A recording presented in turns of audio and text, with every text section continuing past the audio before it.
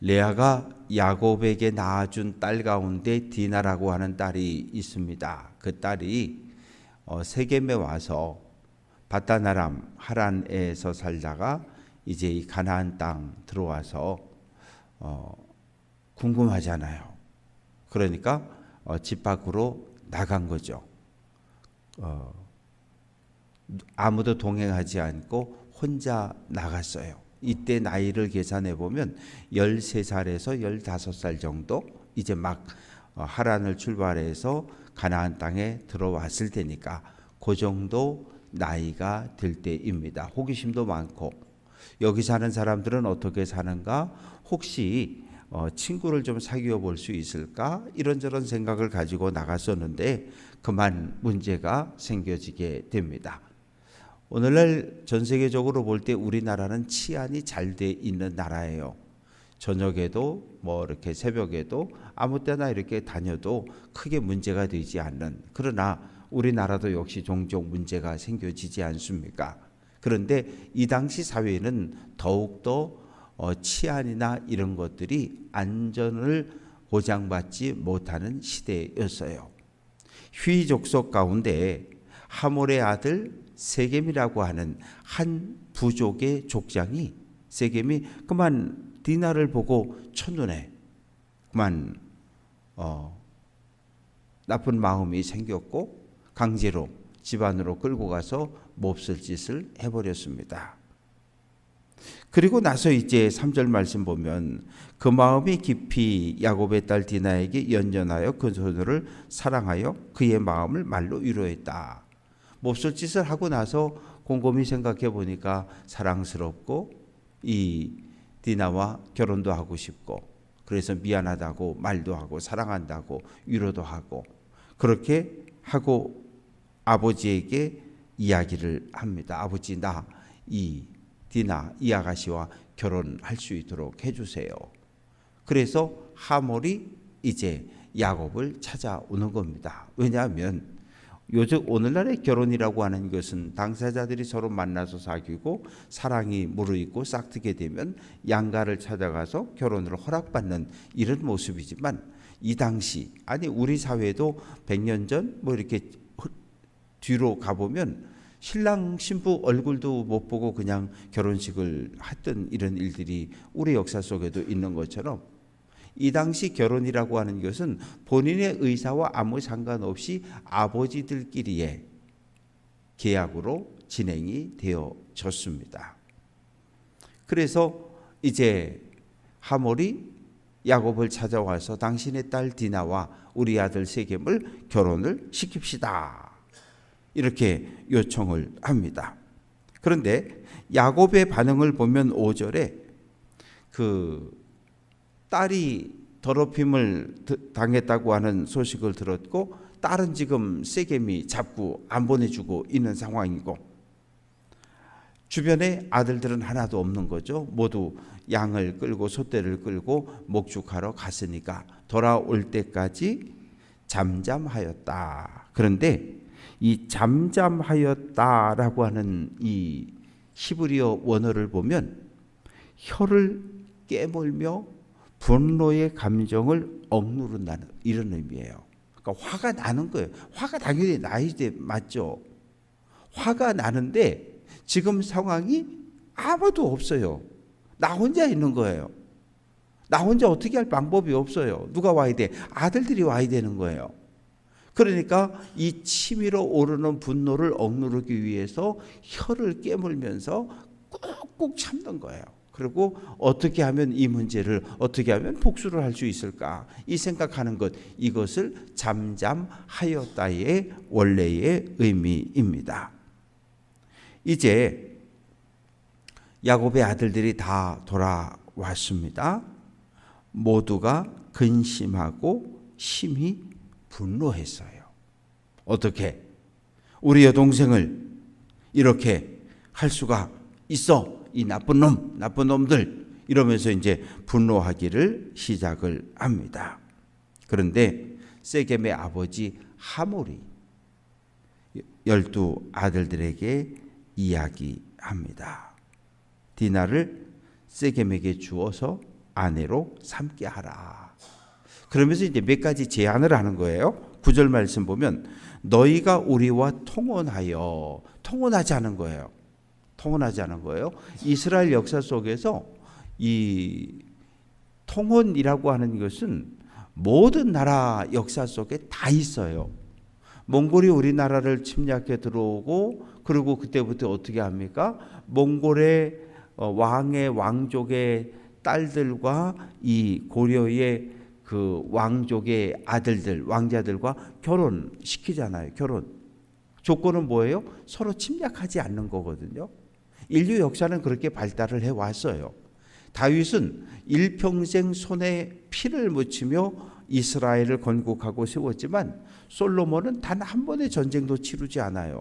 어떻게 합니까? 정략적인 결혼 정책을 펼칩니다. 애굽의 공주도 데려오고 뭐 주변 나라 공주들과 다 결혼을 해가지고 전부 이렇게 정치적인 평화 협정을 맺은 거예요. 그래서 전쟁을 단 한 번도 하지 않았던 왕이 솔로몬 왕입니다. 통혼하자는 거예요. 통혼하자는 얘기는 좁게 얘기하면 친척이 되자는 얘기예요. 집안이 되자는 이야기예요. 그렇게 해서 너희 딸을 우리에게 주고 우리 딸을 너희가 데려가고 그 다음에 10절 말씀 보면 너희가 우리와 함께 살자는 거예요. 너희 여기 살라는 거예요. 딴 데 가지 말고 우리 땅 넓으니까 우리가 가진 땅이 넓으니까 너희 여기서 살라는 거예요. 그리고 경제적인 교류도 하자는 거예요. 이 말은 야곱과 그의 아들들에게는 아주 바라던 거예요. 왜? 가나안 땅에 없잖아요. 가족은 대가족인데 이 대가족이 살아갈 수 있는 땅, 기업이 가나안 땅에 없어요. 하나님께서 아브라함에게 이삭에게 약속은 했어요. 이 가나안 땅을 너와 내 후손에게 준다 그랬는데 이제 땅이라고 하는 것은 집안에 장례가 나면 모실 수 있는 가족 묘지와 밭하고 베크시타를 주고 산 땅하고 이거밖에 없잖아요. 이미 이 당시에 가나안엔 10개의 부족이 살고 있었는데 야곱의 가족은 힘이 없어요. 주변 여러 나라들과 비교해 볼 때. 그런데 안전을 보장해 주겠다. 같이 장사하자. 통혼하자. 얼마나 달콤한 유혹입니까? 세겜이 이야기합니다. 나로 너희에게 은혜를 입게 하라. 디나를 내가 아내로 맞이하게 하라. 그러면 내게 말하는 건 내가 다 주겠다는 거예요. 큰 혼수, 결혼지참금 요구하는 대로 다 주겠다는 거예요. 그리고 예물이라고 하는 것은 이 결혼지참금은 세겜이 야곱에게 주는 결혼지참금이고요. 장인에게. 그리고 예물이라고 하는 것은 세겜이 디나에게 주는 선물이에요. 그러니까 요구하는 대로 다 주겠다는 거예요. 아파트 사달라면 아파트 사주고 차 좋은 거 뽑아달라면 뽑아주고 금은 보석 하여튼 다 해줄 테니까 결혼만 허락을 해달라고 이야기합니다. 그런데 야곱의 아들들이 속여요. 지금 이 세겜도 야곱의 가족들을 속이고 있고 야곱의 아들들도 세겜과 하모를 속이는 거예요. 지금 서로가 서로를 속이고 있는 겁니다. 13절 말씀 보면은 속여 대답하였으니 세겜이 디나를 더럽혔기 때문이다. 안 돼. 절대 우리 여동생을 너에게 시집 보낼 수 없어. 왜? 우리는 할례 받은 사람이고 너는 할례 받지 않았기 때문에 안 돼. 신앙적인 이유로 안 된다고 분명하게 선언을 합니다. 그러면서 조건을 거는 거예요. 만약 우리 여동생과 결혼하고 싶으면 세겜성에 사는 모든 남자가 다 할례를 받으라는 거예요. 그러면 통혼도 하고 우리가 여기서 머물고 여동생도 너한테 시집 보내고 그리고 우리가 여기서 함께 어울려 살아가겠다는 거예요. 그러나 17절 만일 할례를 받지 않겠다 그러면 그냥 우리 딸 디나를 데리고 가겠다는 거예요. 그러면 이러한 야곱의 아들들의 제안에 대해서 세겜이 택할 수 있는 건 세 가지예요. 첫 번째는 할례를 받는 거예요. 할례를 받고 그리고 이제 그 디나와 결혼을 하는 거죠. 또 두 번째는 어떤 경우가 있을까요? 할례를 안 받고 그냥 야곱의 가족들을 다 공격해서 죽이고 디나와 강제로 결혼을 할 수도 있어요. 아니면 할례를 거부하고 디나를 포기하고. 그런데 지금 세겜은 두 번째 방법을 택하는 거예요. 일단 할례 받고 디나와 결혼하고 그 다음에 야곱의 모든 재산을 다 약탈할 마음을 품고 있는 거예요. 그러니까 서로가 서로를 지금 속이고 있는 거예요. 결혼을 조건으로 해가지고.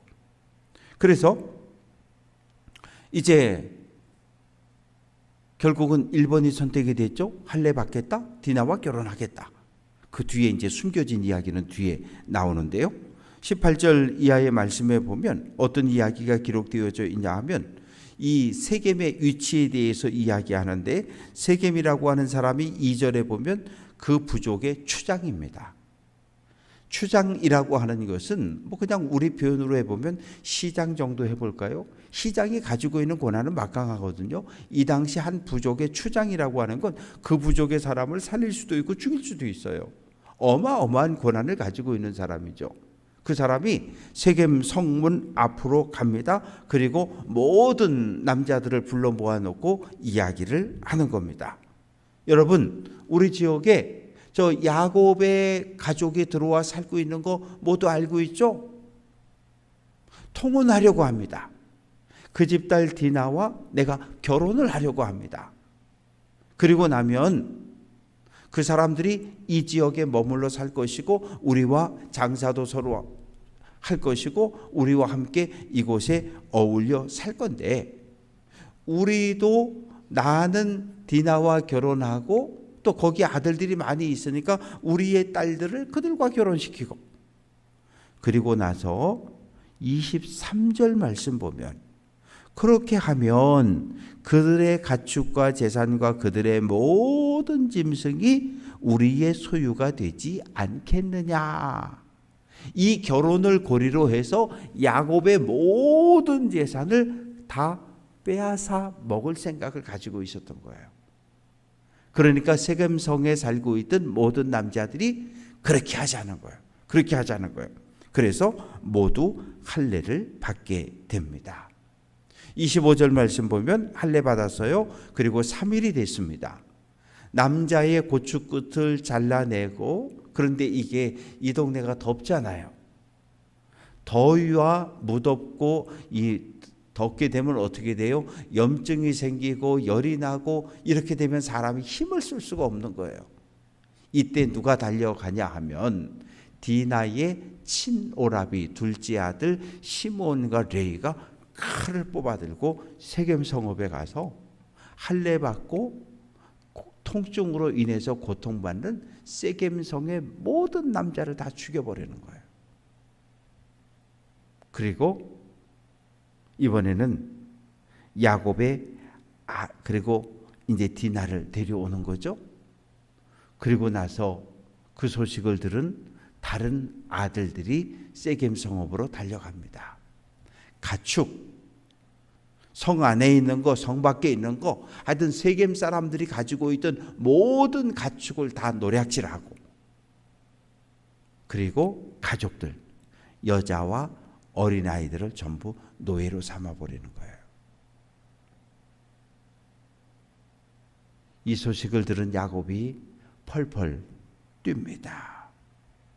30절 너희가 내게 화를 끼쳐 나로 하여금 이 땅 주민 곧 가나안 족속과 브리스 족속에게 악취를 내게 하였다. 이제 어떻게 하냐는 거예요. 이 소문이 퍼지면 이 지역에 있는 큰 두 가문 가나안 족속과 브리스 족속이 모여서 우리를 공격할 텐데 그들의 공격을 우리가 어떻게 막아낼 거냐는 거예요. 그래서 어떻게 해요? 도망가자. 어디로? 하나님을 만났던 베델로 도망을 치게 되는 거예요. 왜? 살아야 되니까. 안 그러면 야곱과 12 아들 가족 전체가 모두 몰살을 당할 수 있는 그런 위기에 처해졌습니다. 그러자 31절에서 야곱의 아들들이 이야기합니다. 아버지, 그러면 저 세겜 성읍의 사람들이 우리 여동생 디나를 창녀같이 대우한 것이 옳습니까? 이 당시 사회는 신전이 있었어요. 신전에는 그 신을 섬기는 여사제들이 있었고, 남성들이 신전에 가서 엎드려 절하고 신전에 있는 여사제와 동침하고 그리고 집에 돌아오는 것이 이것이 예배였어요. 이것이 제사였고 이것이 신앙생활이었어요. 이게 언제까지 그렇습니까? 예수님 당시도 그렇고 바울 당시도 그렇고요. 그러니까 오늘 우리가 상식적으로 생각하는 도덕, 윤리 이런 거 없어요. 이런 시대를 배경으로 해서 창세기가 기록이 되어지고 또 믿음의 사람들이 그 도덕적이지 못하고 윤리적이지도 못하고 나그네로 우리 지역에 와서 살고 있는 사람들을 업신여기고 무시하고 학대하는 이런 사회에서 살아가고 있었습니다. 그 속에서 믿음을 지켜낸다고 하는 것 대단히 어려운 일이죠. 지금 하나님의 사람과 다른 신을 섬기는 사람들이 서로 충돌하고 있는 거예요. 문제는 소수라는 거예요. 아주 그것도 대단히 적은. 말씀을 정리해 봅니다. 야곱의 문제는 무엇일까요? 자녀들에게 하나님의 언약에 대해서 제대로 가르치지 못했어요.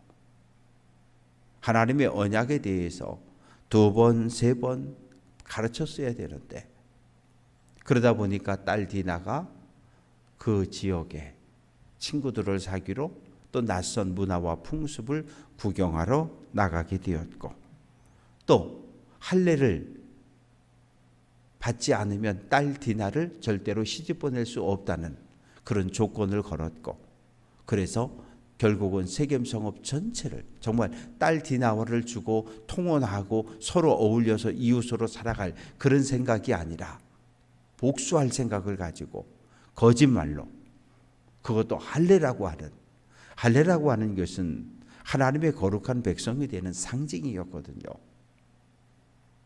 그런데 하나님과의 거룩한 백성이 되는 의식을 이 세겜 성읍을 멸망시키는 일로 사용하는 야곱의 아들들의 모습을 보게 됩니다.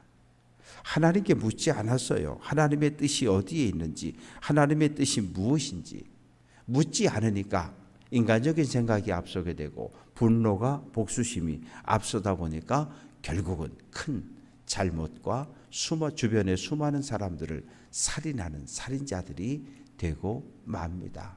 어찌 보면 역사 속에서 참으로 부끄러운 이야기. 그러나 또 한쪽에 야곱의 아들들의 입장에서 보면 이 세겜 성읍 전체가 우리 딸을 폭행했던 못쓸 짓을 했던 악한 도성이라고 하는 그런 명분을 가지고 세겜 성읍의 모든 사람들을 잔인하게 죽이는 이런 이야기가 오늘 말씀 속에 기록이 되어져 있습니다. 우리들도 마찬가지입니다. 그래서 우리가 늘 하나님의 말씀을 마음판에 새겨야 되는 이유는 뭘 하려고 하다가도 하나님의 말씀이 불뚝불뚝 생각나서 이러면 안 되지, 멈춰야지 이렇게 이야기하면 상대방이 마음에 상처를 입을 거야. 충분하게 2번, 3번 생각하고 이야기할 수 있고 그래서 우리의 삶은 그리스도의 향기를 풍겨내는 삶, 악취내는 삶이 아니라 예수 그리스도의 아름다운 향기를 풍겨내는 삶을 통해서 가정과 일터 그리고 교회 공동체를 하나님이 보시기에 아름다운 믿음의 공동체로 세워갈 수 있는 귀한 성도들 될 수 있기를 주님의 이름으로 부탁드립니다.